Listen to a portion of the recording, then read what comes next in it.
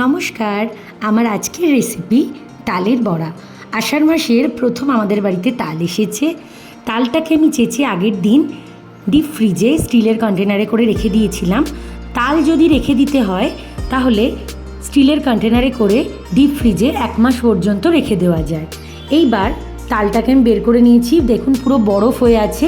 বরফটা গলে যাওয়ার পর যতটা তাল তার হাফ আমি ময়দা নিয়ে নিয়েছি, একটা নারকেল কোড়া নিয়েছি, অল্প মৌরি আর ছোটো বাটির 1 বাটি সুজি আর 2-3 চামচ মতো চালের গুঁড়ো মিশিয়ে দিয়েছি। এরপর আমি এখানে চিনির ব্যবহার করিনি, চিনির পরিবর্তে আমি এখানে গুড়ের ব্যবহার করেছি, আখের গুড়।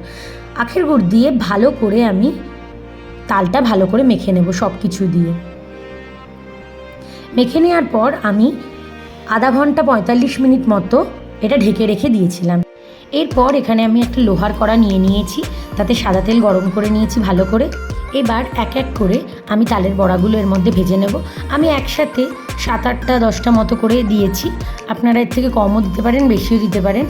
আমি 8টা 10টা মতো করে একসাথে ভাজছি। গ্যাসের ফ্লেমটা আমি মিডিয়ামে রেখেছি। সুন্দর গোল্ডেন ব্রাউন কালারের হয়ে গেলে ভাজা আমি তুলে নেব। এবার একে একে আমি এই পদ্ধতিতেই সব তালের বড়াগুলোকে ভেজে নিয়েছি। তৈরি হয়ে গেছে মুচমুচে নরম সুস্বাদু তালের বড়া। Thank you.